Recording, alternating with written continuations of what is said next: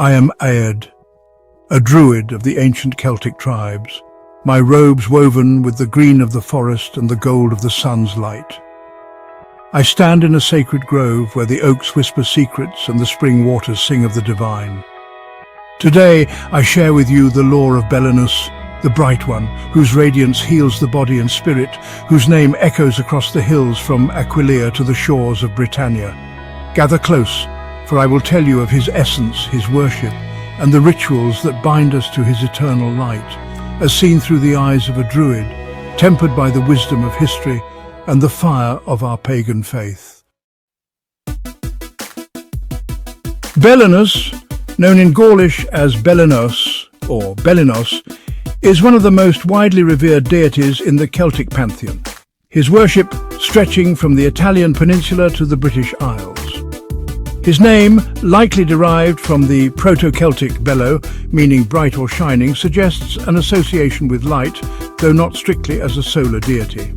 Scholars like Blanca Maria Prosper argue that Belenus was the original form, a name that appears in inscriptions and even in the Welsh leader Belin, who died in 627 AD. With approximately 51 known inscriptions dedicated to him, 31 from Aquileia alone, Belenus was unusually prominent for a Celtic deity, given the diversity of divine names in their polytheistic tradition. His cult centered in Aquileia, a major sanctuary on the Adriatic coast, but extended to Gaul, Noricum, Illyria, Britain and Ireland. Through Interpretatio Romana, the Romans equated Belenus with Apollo, emphasizing his role as a god of healing, prophecy and light. Dedications at curative shrines, such as Saint Sabine in Burgundy, show pilgrims sought his aid for ailments, particularly eye diseases, aligning with Apollo's epithet Vindonus, meaning white or bright. Inscriptions to Fons Beleni, or Fountain of Belenus, link him to medicinal springs, a hallmark of Celtic healing deities. The 3rd century emperors Diocletian and Maximian honoured him in Aquileia, and the poet Ausonius in the 4th century mentioned a temple priest named Fabricius in Aquitania, underscoring Belenus's enduring prominence. Despite associations with fire or light, Belenus was not a sun god in the classical sense. Celtic religion lacked direct sun worship, though solar imagery adorned their artifacts. Instead, Belenus embodied a broader concept of radiance, physical, spiritual and restorative.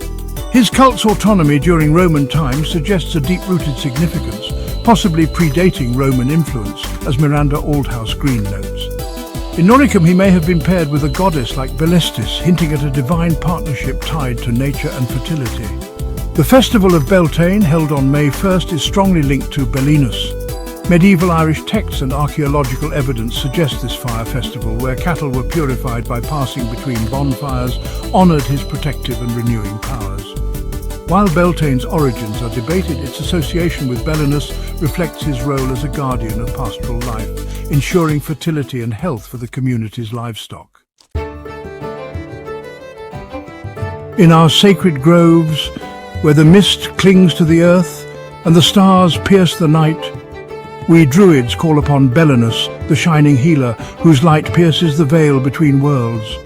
He is not the sun itself, but the spark that kindles life within it, the glow of dawn, the warmth of a healer's touch, the clarity of a seer's vision.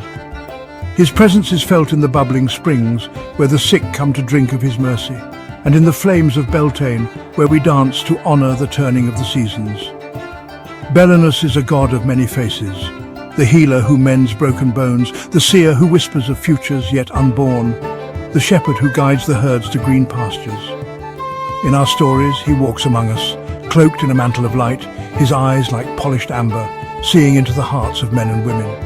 He carries a staff of oak, crowned with mistletoe, and at his side is often Belisama, the radiant goddess whose beauty mirrors his own. Together they bless the land with abundance, their union a promise of harmony between earth and sky.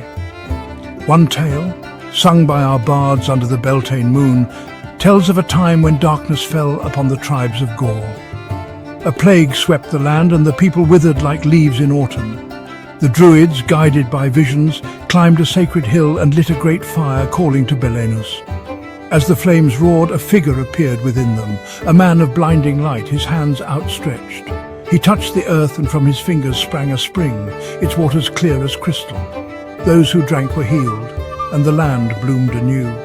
We call this place Fons Belene, and to this day we offer gifts of bronze and silver to its waters, thanking the Bright One for his mercy.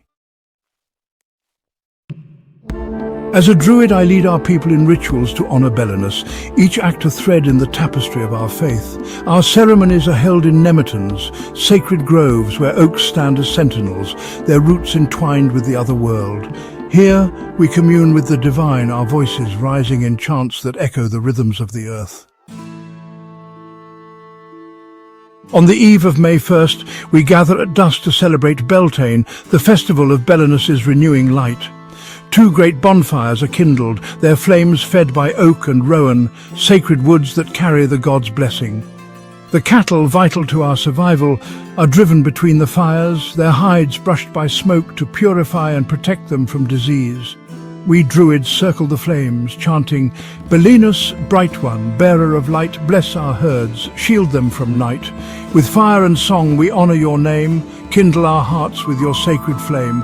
The people dance, their shadows leaping with the firelight, and offerings of milk and grain are cast into the flames.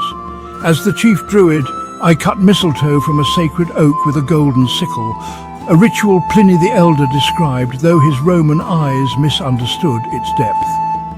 The mistletoe, imbued with Belenus's essence, is used to brew elixirs for healing and fertility shared among the tribe.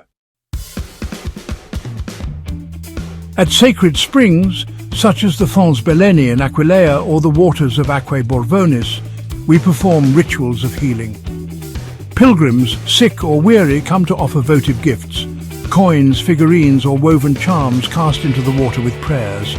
I, as Druid, stand at the spring's edge, my staff raised to invoke Belenus, O Belenus, whose light restores, flow through these waters, heal their sores. By spring and stone, your mercy give, that in your radiance they may live. The sick bathe in the waters, believing Belenus's touch will mend them. Some claim visions of the god, a shimmering figure guiding them to health. We Druids watch for omens, ripples in the water, the flight of birds, to divine his will. Belenus, like Apollo, is a god of prophecy. In our groves I enter a trance, guided by the smoke of burning herbs and the rhythm of a drum. My spirit seeks Belenus in the other world, a realm of light and shadow. There he reveals glimpses of the future, warnings of drought, promises of harvest, or the coming of strangers. Upon waking, I share these visions with the tribe, guiding our decisions. This ritual, performed at sacred sites like the Carnutes Grove in central France, binds us to Belenus's wisdom. To us, Belenus is more than a god. He is the pulse of life, the light that banishes despair, the healer who knits the world together. Our rituals, fire, water, prophecy, are not mere acts but conversations with the divine, a dance between mortal and eternal. The Romans called him Apollo, but we know him as Belenus, the bright one whose light shines in every spring, every flame, every healed heart. As I stand in this grove, the wind carrying the scent of earth and oak, I feel Belenus's presence. He is the warmth in my bones, the clarity in my sight, the song in my soul. Join us at Beltane, cast your offering into the spring, and listen for his voice in the rustling leaves. For Belenus is here shining forever, and in his light we are whole.